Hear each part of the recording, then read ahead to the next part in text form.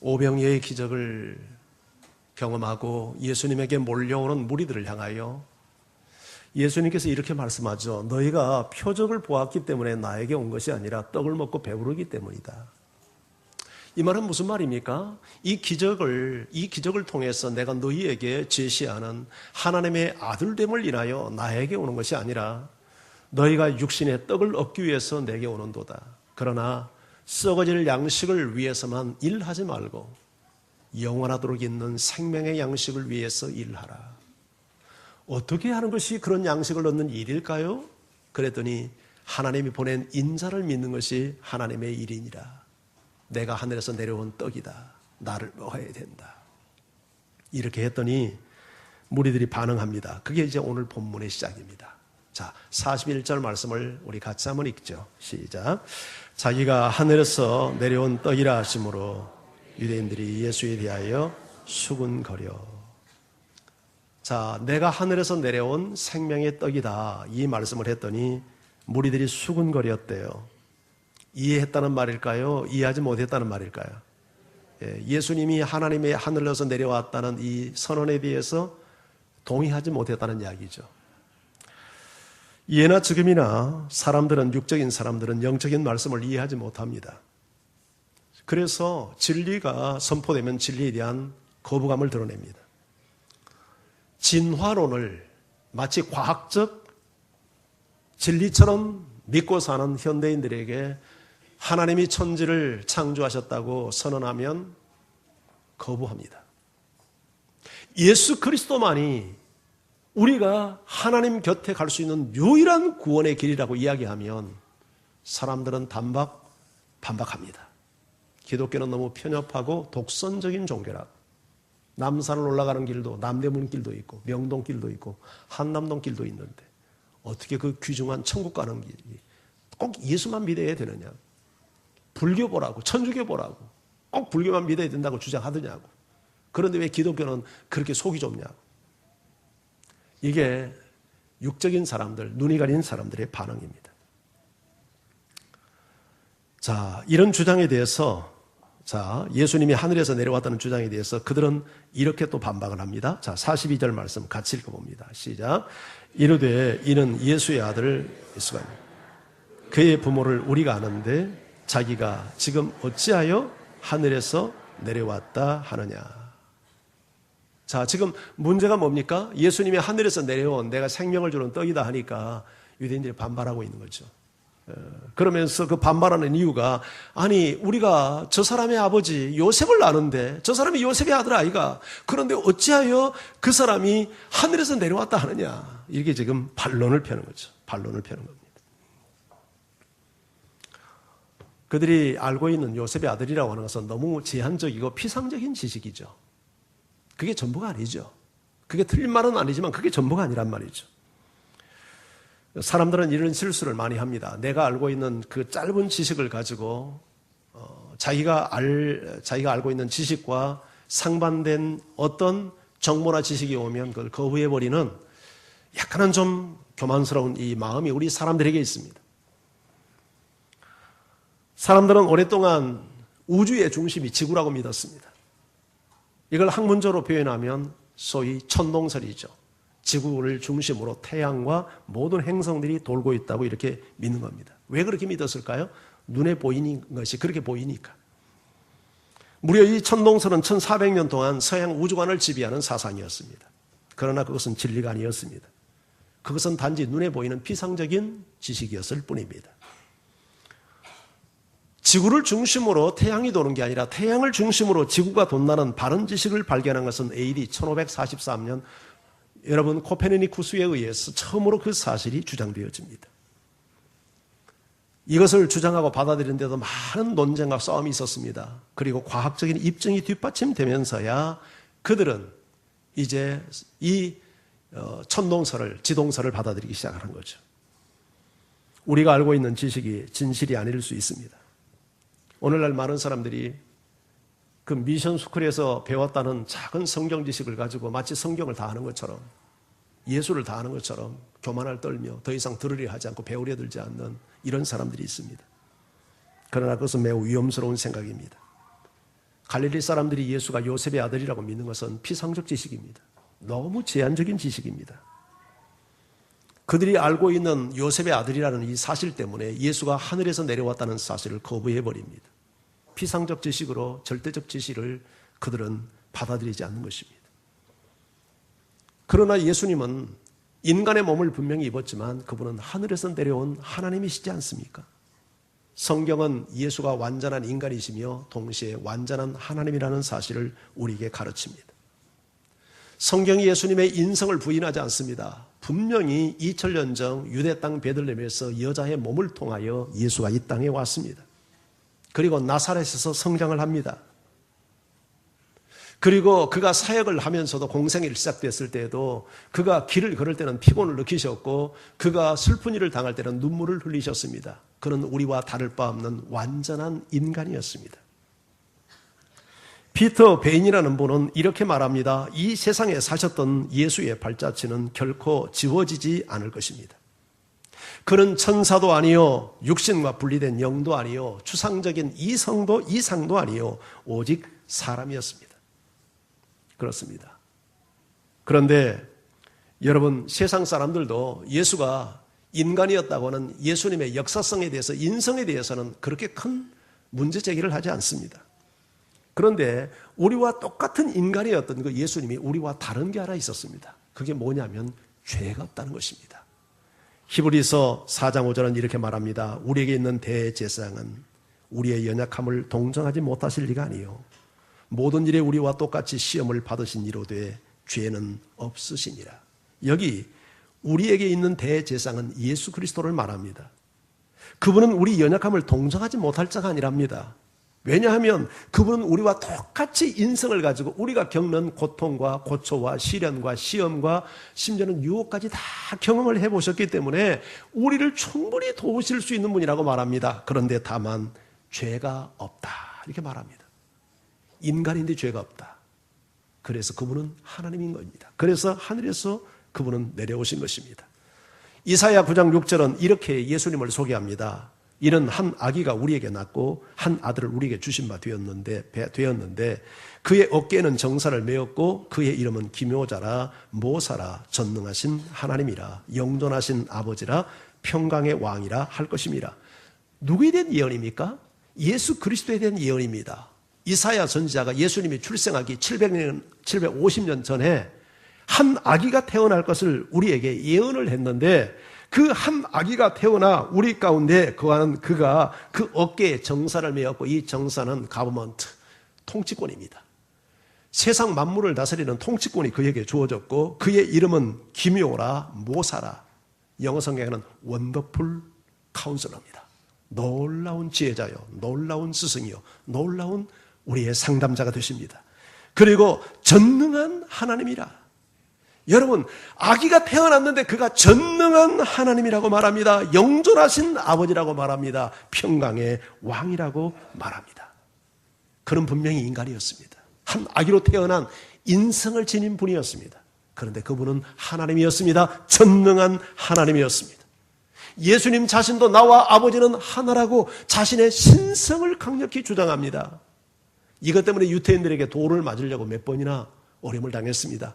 예수님이 십자가에 궁극적으로 못 박힌 것도 명목상은 유대인의 왕이지만 실상 유대인들이 예수를 죽이려고 했던 것은 자기를 하나님의 아들로 주장했기 때문입니다. 어떻게 인간인 내가 하나님이 될 수 있느냐, 이것 때문에 유대인들의 반감을 사서 죽임을 당하게 된 겁니다. 여러분, 그런데 예수님 자신만 그렇게 주장을 한 게 아니라 예수님 주변 사람들도 예수님을 진실로 만난 사람은 하나님의 아들이라고 고백합니다. 베드로가 예수님을 향하여 이렇게 답변합니다. 주는 그리스도시요 살아계신 하나님의 아들이십니다. 심지어 예수님을 십자가에 처형하는데 여러분, 동참하고 못을 박았던 로마의 군병들이 예수님이 처형당할 때 일어나는 초자연적인 현상을 지켜보며 이렇게 외칩니다. 이분은 진실로 하나님의 아들이었도다. 예수님이 부활했습니다. 제자들이 부활하신 예수님을 그 자리에 없었던 도마에게 이야기하자 도마는 벌쩍 듭니다. 나는 예수님을 직접 내 손으로 만지고 옆구리에 넣어보지 않기는 절대 믿을 수 없다. 8일 후에 부활하신 예수님이 도마에게 나타납니다. 도마야, 네 손을 내밀어 내 손을 만져보고 내 옆구리를 만져보고 믿음 없는 자가 되지 말고 믿는 자가 되라. 그때 도마는 무릎을 꿇습니다. 나의 주시며 나의 하나님이십니다. 정말 진실로 주님을 만났던 모든 사람들은 예수님을 한 인간이라고 말하지 않습니다. 모두가 하나님의 아들이었다고 이야기합니다. 사람들은 예수님을 가장 높이는 칭호로 성인이라는 칭호를 붙입니다. 세계는 4대 성인이 있다고 합니다. 세계의 4대 성인은 인류 역사상 가장 위대하고 인간 삶 속에 공로를 많이 끼친 그런 존재를 성인 혹은 성자 그렇게 이야기합니다. 4대 성인이 누굽니까? 첫째 공자, 또 석가모니, 또 소크라테스, 그 다음 예수님. 이걸 세계 4대 성인이라 그렇게 이야기를 합니다. 그런데 공자가 어느 날 제자가 이렇게 질문했습니다. 선생님, 좀 내세 이야기 좀 해주세요. 그랬더니 공자가 이렇게 이야기했습니다. 이놈아, 내가 현세 일도 다 모르겠는데 어떻게 내세 일을 말하겠느냐. 우리 예수님과 말씀하는 거 너무 다르지 않습니까? 석가모니는 자기 자신을 영혼을 가리키는 표지판이다. 그렇게 이야기를 했습니다. 나는 영혼을 가리키는 표지판이다. 소크라테스는 어떤 사람입니까? 철학자입니다. 소크라테스는 인간을 연구하는 사람이죠. 그래서 유명한 말을 했죠. 너 자신을 알라. 이것이 바로 최고의 지식이다. 그런데 예수님은 유일하게 당신 자신을 하나님과 나는 하나다. 나는 하나님의 아들이다. 베드로가 고넬료 집에 갔을 때 베드로가 그 고넬료가 베드로에게 절을 하려고 했습니다. 그때 베드로가 막 손사래를 치죠. 절대 나는 당신과 똑같은 사람이지. 경배는 하나님께만 해라. 나는 당신에게 이렇게 경배를 받을 대상이 아니다. 바울도 마찬가지입니다. 신이 왔다고 했습니다. 그런데 나는 신이 아니다. 손사래를 칩니다. 그런데 예수님은 그러지 않았습니다. 제자들도 우리가 지난 본문 보았지만 배에서 그 기적을 일으키는 걸 보고 엎드려서 절하잖아요. 경배한 겁니다. 워십을 한 겁니다. 그런데 예수님 절대 만류하지 않았습니다. 경배를 받으셨습니다. 예배를 받으셨습니다. 왜? 예수님이 하나님이기 때문입니다. 그렇다면 예수님의 이 주장은 둘 중 하나일 겁니다. 인류 역사 최고의 사기꾼이거나 아니면 하나님이거나. 그러면 정말 예수가 어떤 분인지를 우리가 어떻게 분별할 수 있을까요? 여러분, 분별의 증거는 열매입니다. 나무는 열매를 보아 알 수 있습니다. 여러분, 사과나무에서 사과 열리고 배나무에서 배 열리듯이 여러분, 예수가 어떤 분인가는 그분이 남긴 열매를 보면 압니다. 예수가 남긴 열매가 누굽니까? 그를 믿는 자들입니다. 자, 그러면 그를 믿는 자들 한번 보십시오. 예수를 믿으면 거짓말자가 되고 사기꾼이 되고 악한 사람이 됩니까? 예수를 진실로 믿으면 악한 사람도 선해지고 거짓된 사람도 진실해집니까? 전자입니까? 후자입니까? 예외가 없습니다. 예수 믿는 사람들이 욕먹는 것은 잘못 믿기 때문에 예수를 욕을 먹는 거지. 정말 우리 자신을 놓고 보십시오. 진실로 예수를 믿으면 악한 사람이 선해지지 절대 선한 사람이 악해지지 않습니다. 거짓된 사람이 진실해지지 진실한 사람이 거짓되지 않습니다. 인과의 법칙입니다. 콩 심는데 콩 나고 팥 심는데 팥 나는 겁니다. 여러분, 선이 선을 만들고 악은 악을 만드는 것이지 악이 선을 만들지 못합니다. 예수가 하나님의 아들이 아니었다, 하나님이 아니었다 그런다면 그분은 인류 역사 최고의 사기꾼이고 거짓말쟁이입니다. 그런데 그런 거짓말쟁이, 그런 사기꾼을 믿는 종교가 이처럼 거룩한 종교, 이처럼 위대한 종교, 인류 역사를 바꾸고 악을 선으로 바꾸는 종교가 될 수 있을까요? 불가능합니다. 그렇다면 우리는 결론을 내릴 수 있습니다. 그분은 당신의 주장 그대로 하늘에서 내려온 하나님의 아들이요 생명의 덕이 분명합니다. 할렐루야.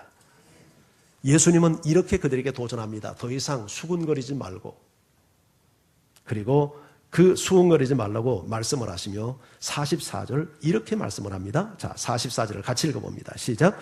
나를 보내신 아버지께서 이끌지 아니하면 아무도 내게 올 수 없으니 오는 그를 내가 마지막 날에 살리리라. 놀라운 말씀입니다. 쉽게 이야기하면 예수는 아무나 믿는 게 아니라는 겁니다. 아버지가 이끌어야 내게 올 수 있다. 아버지가 택하고 불러주셔야 예수 믿을 수 있고 교회도 올 수 있고 한다는 겁니다. 진실로. 여러분, 구원은 하나님의 선물입니다. 구원은 내가 받고 싶다고 받는 게 아니라 하나님이 나를 택해 주시고 불러주시고 이끌어 주시고 손을 내밀어야 합니다. 물론 손을 내밀 때 나도 손을 좀 내밀어야 합니다. 하나님이 손을 내미는 것을 은혜라고 하고 내가 손을 내미는 것을 믿음이라고 합니다. 우리는 하나님의 은혜의 선물을 믿음의 손을 내밀어 받아서 구원을 받는 겁니다. 근데 이 손을 내미는 이것도 하나님의 은혜가 임하지 않으면 손이 안 나갑니다, 이게.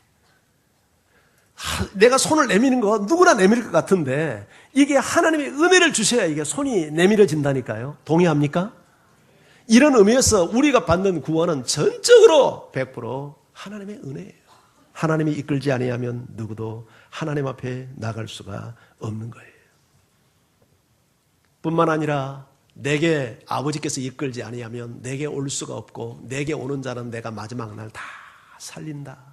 생명을 준다. 이렇게 말씀합니다. 사람들이 가장 두려워하는 게 뭡니까? 여러분은 무엇을 가장 두려워합니까? 무엇을 두려워하죠? 죽음을 두려워합니다. 이게 우리 사람이 갖는 본성입니다. 왜 죽음이 두렵습니까? 죽음은 끝입니다. 더 이상의 기회나 찬스가 주어지지 않습니다. 우리를 절망으로 몰아갑니다. 모든 것이 끝장이 나는 겁니다. 그래서 사람들은 죽음을 두려워합니다. 그런데 우리가 예수 믿는 사람은 죽음을 그렇게 두려워하지 않습니다. 왜냐하면 예수님 말씀대로 죽어도 다시 사는 우리는 부활의 소망을 갖고 있기 때문입니다. 여러분, 우리가 죽으면 죽음이 끝이 아니라 죽음은 새로운 출발이요 시작일 뿐입니다. 우리가 육체가 죽으면 우리 영은 영원한 하나님 곁으로 갑니다. 육체는 흙으로 들어갑니다. 그런데 우리 주님이 다시 재림하셔서 대심하시는 날 어떤 일이 일어나면 땅 위에 살아있는 사람들보다 땅 속에 죽은 사람들이 먼저 부활합니다. 이와 같이 썩을 몸으로 늙은 몸으로 부활한 게 아니라 신령한 몸으로 부활합니다. 그래서 공중에 들림 받아서 영원토록 주님과 함께 사는 영생복락의 삶을 사는 것이 성경이 가르치는 부활의 약속 아닙니까? 그게 성경의 약속이고 주님의 약속입니다. 여러분, 그러면서 예수님은 계속해서 선지자의 글을 인용하시며 다시 한번 이렇게 도전합니다. 45절 같이 읽습니다. 시작. 선지자의 글에 그들이 다 하나님의 가르침을 받으리라 기록되었은즉 아버지께서 듣고 배운 사람마다 내게로 오느니라. 선지자의 글들은 예언서입니다. 예언서에는 예수님에 대한 많은 예언들이 나오는데 그 중에 하나가 이제 때가 되면 그들이 하나님의 가르침을 받을 때가 온다는 거예요.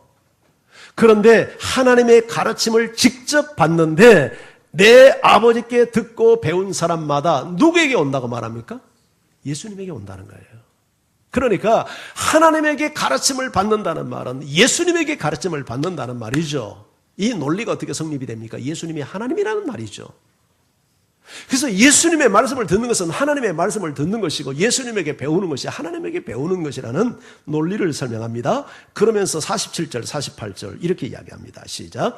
진실로 진실로 너에게 이르노니 믿는 자는 영생을 가졌나니 내가 곧 생명의 떡이니라. 자, 여기 믿는 자가 영생을 가졌다고 했는데 누구를 믿는다는 얘기입니까? 예수를 믿는다는 말이죠. 그걸 뒷받침하는 게 그 종속절 내가 곧 생명의 떡이다 하는 말씀이죠. 예수님을 생명의 떡으로 믿는 자마다 영생을 가졌다 그렇게 이야기합니다. 영생을 가졌다, 생명을 소유했다. 성경에는 두 종류의 생명을 우리에게 소개합니다. 하나는 육신의 생명이고 하나는 영적인 생명입니다. 육적인 생명을 헬란말로 비오스라고 합니다. 비오스. 그리고 영적인 생명은 조회입니다. 조회. 이 비오스에서 우리가 영어에 바이오라는 단어가 나왔습니다. 바이오는 뭡니까? 똑같이 생명입니다. 바이오 산업, 생명산업, 생명공학 요새 그런 말 쓰지 않아요? 이 바이오가 비오스입니다. 비오스는 육체의 생명이에요. 육체의 생명. 자, 그런데 보세요. 모든 생명은 그것이 육신의 생명이든 영적인 생명이든 떡을 먹어야 생명이 유지됩니다. 그렇죠? 육신의 생명도 떡을 먹지 않으면 유지가 안 됩니다. 여러분, 우리가 40일 금식도 합니다만은 그건 특별한 하나님의 은혜이고 계속 안 먹고 살 사람은 존재할 수 없어요. 안 먹으면 죽습니다. 생명을 유지시키기 위해서는 반드시 떡을 먹어야 돼요. 그런데 육신의 생명도 그렇지만 영적인 생명을 지키고 유지하기 위해서도 영적인 양식을 먹어야 되는데 그게 바로 예수님 자신이라는 거예요. 내가 하늘에서 내려온 떡이요 내가 생명의 떡이다. 나를 먹어야 된다. 그 말씀을 예수님이 지금 하시는 거예요. 자, 그러면서 49절 50절 이렇게 말씀합니다. 읽습니다. 시작.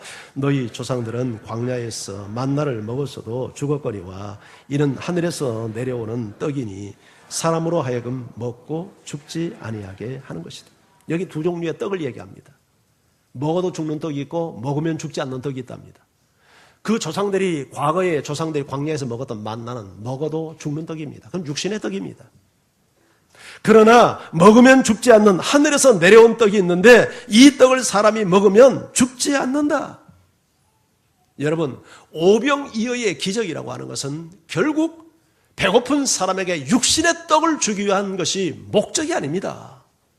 이 기적을 통해서 사람이 먹으면 죽지 않는 하늘에서 내려온 떡이 있다는 것을 가르치기 위한 거죠. 그 떡을 예수님이 준다는 것을 가르치기 위해서 오병이의 기적을 행하는 것이지 단순히 배고픈 사람에게 육신의 그 배고픔을 해결하기 위해서 베푼 기적이 결코 아니었단 말이죠. 예수님이 하늘에서 내려온 떡이요 생명의 떡이라는 말이 무엇입니까? 예수님은 계속 발전해 가면서 점진적으로 그 내용을 설명해 갑니다. 자, 51절을 읽어봅니다. 시작. 나는 하늘에서 내려온 살아있는 떡이니 사람이 이 떡을 먹으면 영생하리라. 내가 줄 떡은 곧 세상의 생명을 위한 내 살이라 하시니라. 예수님은 당신 자신이 하늘에서 내려온 살아있는 떡, 살아있는 떡, 생명의 떡이라고 얘기합니다. 사람이 이 떡을 먹으면 영생하게 된대요. 그런데 내가 너에게 생명을 주기 위해서 줄 나의 떡은 뭐냐면 세상의 생명을 위한 내 살이다. 지금까지는 하늘에서 내려온 떡, 참떡, 생명의 떡 그렇게 설명을 했는데 내가 너에게 주고자 하는 이 떡이 뭐냐면 내 살이다. 내 살. 내 살을 내가 너에게 주기를 원한다. 그러니까 유대인들 사이에 논쟁이 일어났습니다. 자, 52절을 읽어봅니다. 시작. 그러므로 유대인들이 서로 다투어 이르되 이 사람이 어찌 자기 살을 우리에게 주어 먹게 하겠느냐. 이해가 안 됐다는 얘기죠.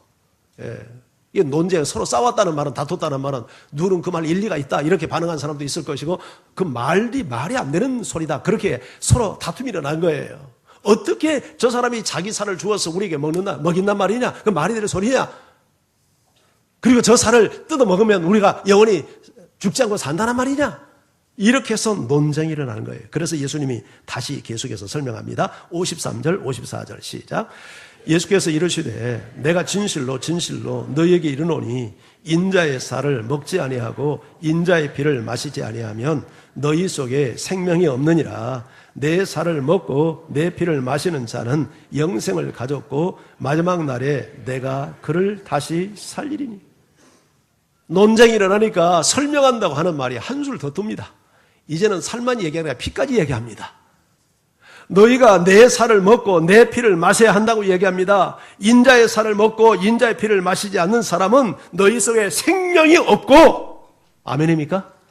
예수님의 살을 먹고 피를 마시지 않은 사람은 생명이 없고, 내 살을 먹고 내 피를 마시는 사람은 영생을 가졌고, 그리고 마지막 날 내가 그를 다시 살릴 거야. 이렇게 예수님이 말씀을 합니다. 이 말씀을 여러분이 이해하셨습니까? 자, 그렇다면 살을 먹고 피를 마신다는 말이 무슨 말입니까? 도대체. 우리가 예수님의 살을 우작우작 씹어 먹어야 된다는 얘기입니까? 무슨 얘기입니까? 이 말이? 이 말은 이런 뜻입니다. 예수님이 우리에게 생명을 주시기 위해서 당신의 생명을 내어놓겠다는 겁니다. 우리가 죄로 말미암아 생명을 잃었습니다. 근데 우리의 죽은 생명을 다시 살리기 위해서 죄값을 지불하기 위해서 당신의 생명을 내어놓는데 어떻게 내어놓냐면 당신의 살을 찢으시고 당신의 피를 흘려서 당신의 생명을 내어주심으로 우리의 생명을 살리겠다는 겁니다. 이해가 되십니까? 그 말씀을 예수님이 하시는 거예요. 자, 그러면서 54절, 55절에 이렇게 말씀합니다. 자, 읽습니다. 시작. 내 살을 먹고 내 피를 마시는 자는 영생을 가졌고 마지막 날에 내가 그를 살리리니 내 살은 참된 음료요 내 피는 참된 음료로다. 자, 내가 너희를 살리기 위해서 내 살을 찢고 내 피를 내가 흘릴 거야. 그런데 내 살을 먹고 내 피를 마시는 자는 영생을 가졌고 마지막 날에 내가 그를 살리리니 내가 너희에게 주는 내 살이 참된 양식이고 내가 너희를 위해서 흘리는 피가 참된 음료다. 여러분, 그러니까 우리가 살려면 예수님의 살과 피를 먹어야 돼요. 이게 먹는다는 말은 다른 말로 얘기하면 무엇입니까? 예수님이 나를 위해서 십자가에서 피를 흘리시고 살을 찢기시고 피를 흘렸다는 사실을 믿음으로 수용하고 받아들이는 거죠. 아멘. 자, 주님의 살을 빚고 그러면 먹고 마신 사람. 우리가 살을 먹는다는 것은 실질적으로 예수님의 인육을 먹는 게 아니라 예수님이 나를 살리기 위해서 나에게 생명을 주시기 위해서 십자가에서 피를 흘리시고 또 살을 찢기신 그 대속의 죽음을 나를 위한 죽음으로 받아들이는 거죠. 근데 그걸 머리로 이해하는 게 아니라 실질적으로 예수님을 그렇게 내 안에 모셔드리는 겁니다. 그러면 보세요. 우리가 육신의 생명을 유지하기 위해서는 떡을 먹지 않습니까? 음료를 마시지 않습니까? 그러면 이 떡이 우리 안에 들어와서 에너지가 됩니다. 생명을 유지시키는 거예요. 그렇죠? 이와 같이 예수님을 우리가 믿는다는 것은 예수님을 내게 생명을 주는 떡과 음료로 믿는 거죠. 그러면 예수님이 내 안에 들어오셔서 어떻게 됩니까? 나를 지배하게 되는 거죠. 예수님이 나에게 와서 예수님이 이 떡을 먹으면 떡이 이 논리가 이해가 됩니까? 떡이 내 안에 들어와서 내 몸의 일부가 되어지고 나에게 생명이 되고 에너지가 되는 것처럼 내가 예수를 믿는다는 것은 이론적으로 믿는 게 아니라 실질적으로 예수님이 나에게 오셔서 생명이 되어주도록 믿어야 된다는 얘기 아닙니까? 예수님이 오셔서 내 인생의 주인이 되시고 나와 함께 하시고 그래서 그것을 설명하기 위해서 56절을 더 계속 덧붙입니다. 자, 56절 같이 읽어봅니다. 시작. 내 살을 먹고 내 피를 마시는 자는 내 안에 거하고 나도 그의 안에 거하고. 자, 예수의 살을 먹고 예수의 피를 마시는 사람은 예수님 안에 딱 거하게 되고 예수님도 그 사람 안에 거하게 된다는 거예요. 예수를 믿는다는 것은 한마디로 예수님을 우리가 살과 피의 그 죽음을 믿는 것인데 그렇게 될 때 주님과 내가 신비한 연합이 일어난다는 겁니다. 연합이.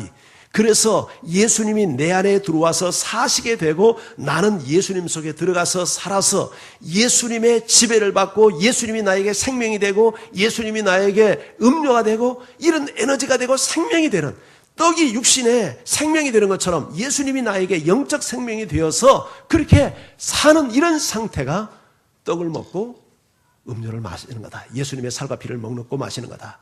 자, 그러면서 좀 더 설명을 붙입니다. 57절. 자, 같이 읽습니다. 시작. 아버지께서 나를 보내심에 내가 아버지로 말미암아 사는 것 같이 나를 먹는 그 사람도 나로 말미암아 살리라.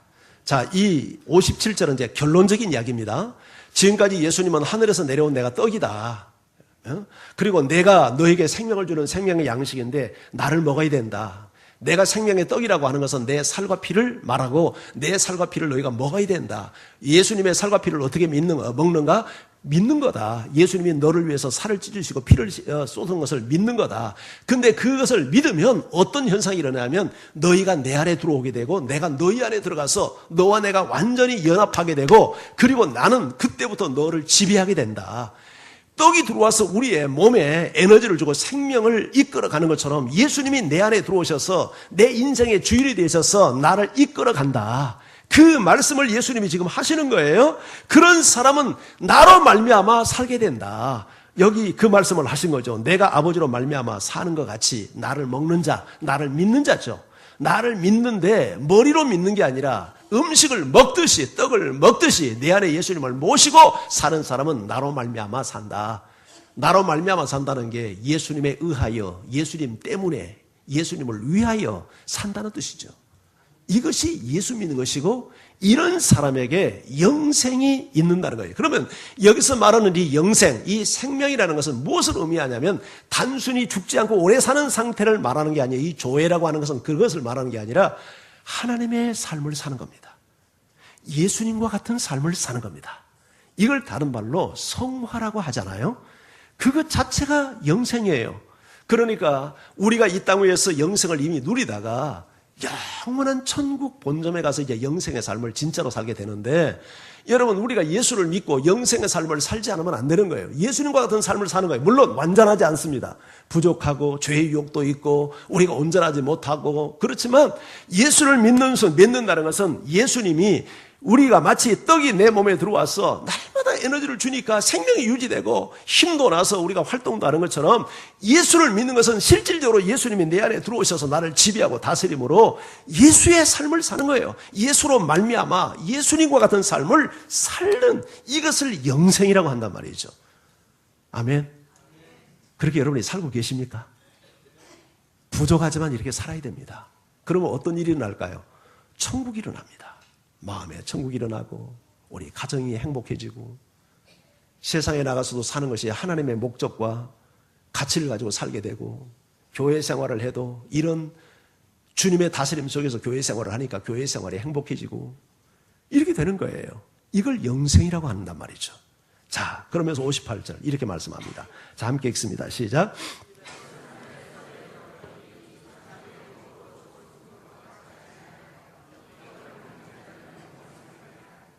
자, 이것은 하늘에서 내려온 떡이니, 당신 자신을 두고 한 말이죠. 내가 하늘에서 내려온 떡이니 조상들이 먹고도 죽는 것 같지 아니하여 이 떡을 먹는 자마다 영원히 살리라. 자, 이제 우리가 지금 요한복음 6장을 계속해서 강의하고 있습니다만, 오늘이 세 번째 시간이고 다음 주에 이제 마지막 한 번 더 이 요한복음 6장을 강의할 겁니다만은, 지금 예수님이 이 요한복음 6장은 오병이의 기적으로부터 시작이 되지 않습니까? 오병이의 기적을 보여주는 것은 단순히 우리에게 떡을 주기 위해서 베푼 기적이 아니에요. 이 기적을 통해서 예수가 어떤 분인가를 우리에게 드러내기를 원하는데, 예수는 우리에게 생명을 주는 하늘에서 내려온 생명의 떡이라는 사실을 우리에게 알리기를 원하는 거예요. 우리가 예수를 믿는데 생명의 떡으로 예수님을 먹듯이 우리 안에 모셔드리고 육신의 떡을 먹어서 그 떡이 우리에게 육신의 생명을 주는 것처럼, 예수가 우리에게 영적인 생명을 주어서 정말 우리가 예수 안에 사는 삶, 예수로 말미암아 사는 삶을 사는 이런 목적을 위해서 예수님이 우리에게 생명을 주셨고 이 기적을 베푸셨고, 그리고 이 땅에서 그렇게 살다가 우리가 죽으면 우리가 영혼은 하나님 곁으로 가고 우리 육체는 땅으로 들어가지만, 우리 주님이 다시 오시는 날, 여러분 천사장의 나팔과 호령 소리를 가지고 다시 오시는 날, 죽은 자들이 다 신령한 몸으로 변화됩니다. 부활합니다. 생명의 부활을 합니다. 그래서 주님과 함께 영원토록 사는 것이 예수님이 가르치는 구원론이고 성경이 가르치는 구원론이에요. 그러니까 우리가 예수를 믿는다는 건 정말 복받은 일이에요. 세상에 빵이 없어서, 육신에 떡이 없어서 좀 불편하게 사는 분들이 계시지만 그것 때문에 기죽지 마세요. 그것이 부족하고 없다고 복받지 못한 사람이 결코 아니에요. 정말 복받는 사람은 예수 믿는 사람이고, 예수님을 생명의 떡으로 먹어서 예수로 말미암아 인생을 살고, 그렇게 살다가 우리가 영원한 하나님 나라에 가는 겁니다. 아멘. 아멘. 그 일을 위해서 예수님이 오늘 이 기적을 베푸신 거예요. 여러분, 1959년 윌리엄 웨일러라고 하는 사람이 만든 아주 유명한 세계적인 명화가 하나 있습니다. 배너라고 하는 영화입니다. 이 배너는 뉴 웰리스라고 하는 이 미국의, 이 사람은 아주 특이한 사람이에요. 남북전쟁 당시 전쟁에 참가했던 장군입니다. 그런데 문학적 소질이 굉장히 아주 이 사람이 훌륭했어요. 그렇게 해서 이제 이 사람이 글을 썼는데, 이 사람이 그 쓴 배너라고 하는 원작을 가지고 만든 영화가 배너라고 하는 영화입니다. 사실은 이 배너는 소설보다 영화로도 유명해졌죠. 자, 이 배너를 쓸 때가 1880년입니다.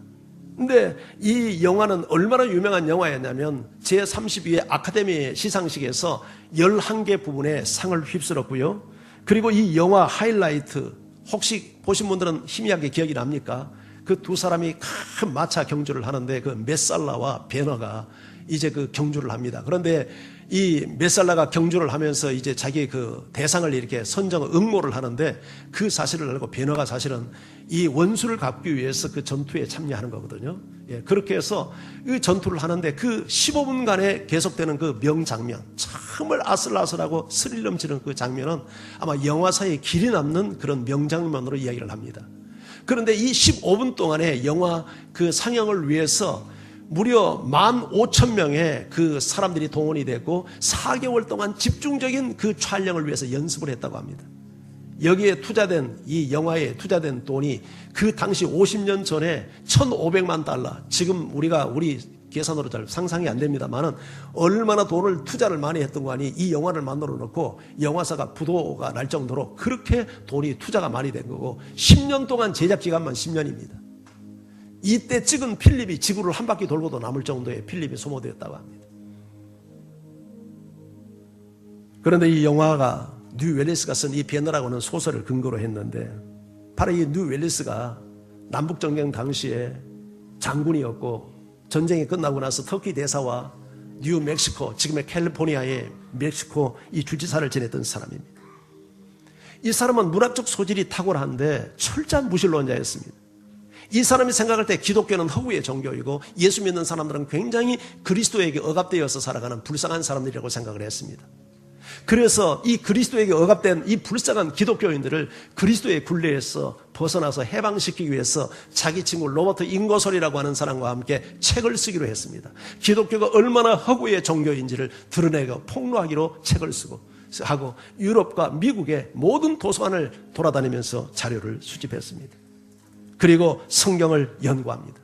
성경에 엄청난 오류와 거짓된 이제 그런 정보들이 쏟아져 나올 것을 생각을 하고 성경을 읽습니다.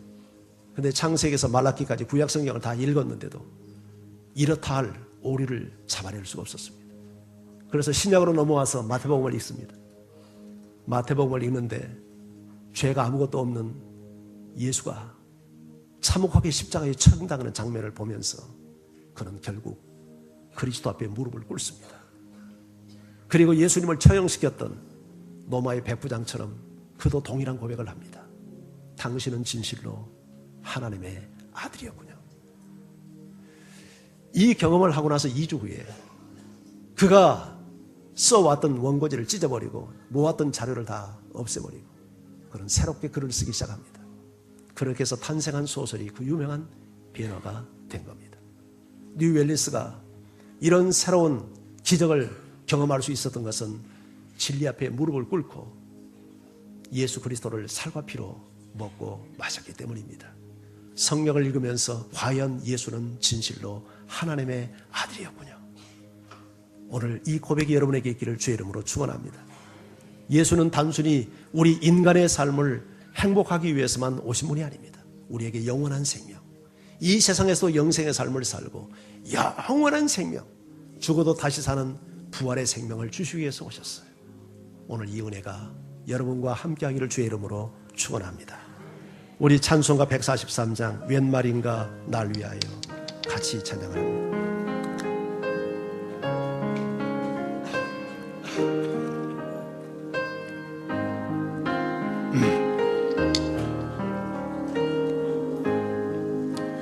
웬 말인가 날 위하여 주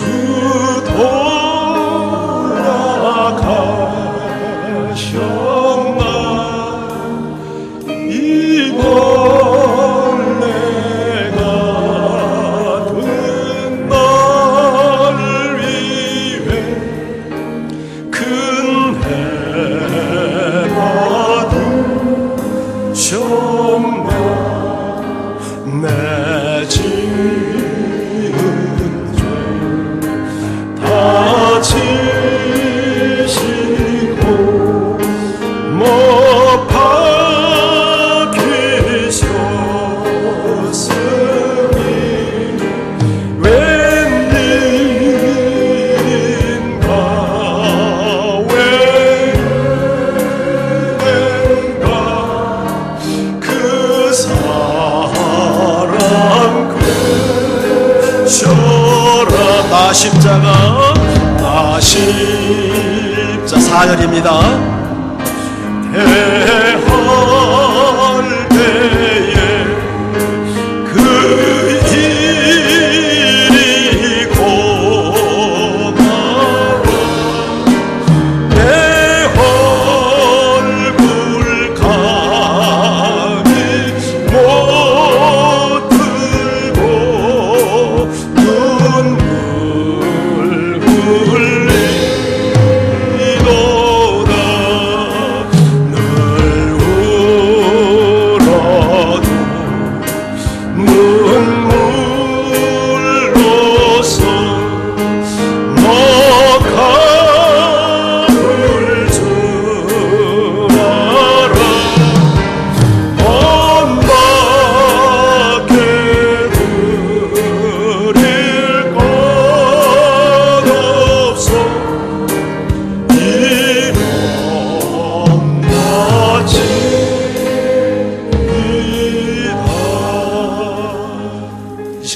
기도하십시다.